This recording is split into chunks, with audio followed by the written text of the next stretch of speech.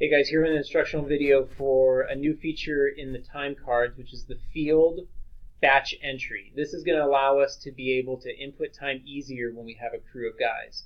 Now the reason we want to make this easier is that a change to the program we have, time cards need to be completed for the field daily. Reason being, we are using this information to be able to generate reports on our curtain wall crews and exactly what units we set each day and how long it took. But in order for us to get that information, for us to be able to get good information, it has to go in every day. So can't stress that enough. Time card entry needs to happen each day. Now, before we actually get into this and actually show you what the batch entry looks like, just want you to know what you see here, the normal time card module, is staying the same. This is going to be here. You still have the ability to put time in this way. You still have the ability to change time cards this way.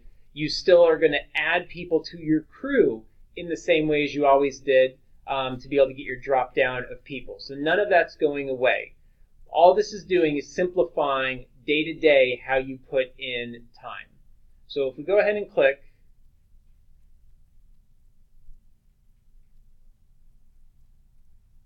and let's go ahead and select a job.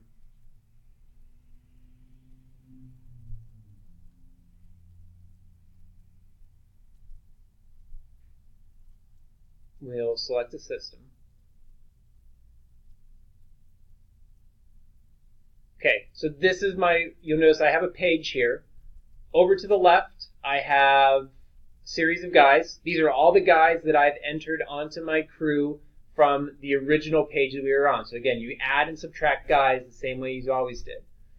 We've got a spot to be able to put standard time, overtime, double time. To make things easier, when you click on a cell, it defaults to showing an 8. If the person really did work 8 hours glazing, you could click anywhere else and it's fine. If you need to change it, then just like any cell, I can change it to whatever I want it to be. I'll just change that back to 0 for now. Quantities. After I put in all my time for whoever was working on glazing, the quantity goes up here. I'm able to just write in exactly what quantity of that material we were doing that day. We've got an arrow drop down right here. This expands and gives me options to put in for some of our other miscellaneous high pay, weld pay, bridge tolls, expenses, and a box that I can click when we have zone pay.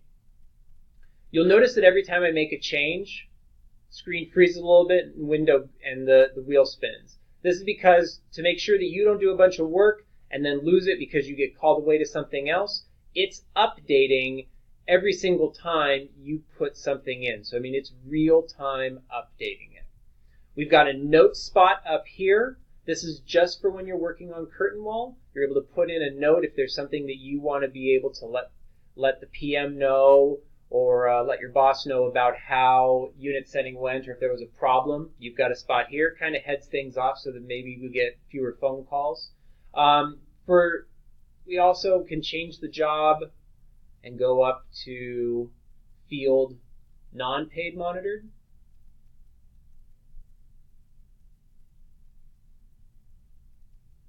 I'll get the same list of guys here, but I have the options now that we typically have for ones where they're not paid. Now in this case, we don't put in times. We would just put it to 0 so that way when Christine gets the time cards and looks at it, she knows what we actually have, why the guy's time wasn't adding up to 40 for the week.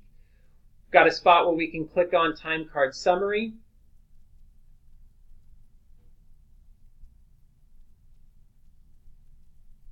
Which will generate a report here in a second.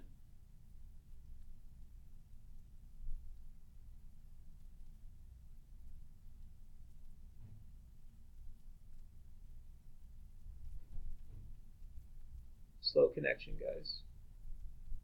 But here we go. It goes ahead and gets me a report, and I'm able to see how much time I had for each guy on the crew, kind of verify where it was, if everything makes sense, if they've gotten paid the correct amount, right amount of weld pay, high pay. We've got all the hours in there. Just a helpful summary that we've got there. We also had a spot if you needed to quickly get to your labor monitor, take a look at that. We can click that, it'll take it to our monitor, make sure that quantities are going in, everything looks good. Again, if we need to make changes to anything, you still have this one. We find that after the fact, if you need to go back and update a guy or there's a problem, sometimes doing this and just changing one guy from the drop down like you normally do is easier. And again, you're going to add guys the same way as you always did by clicking to be able to add them. So this is really just helping us every day get a little bit faster entry. Key, remember, we're going to do this every single day. Put in times, put in quantities every day.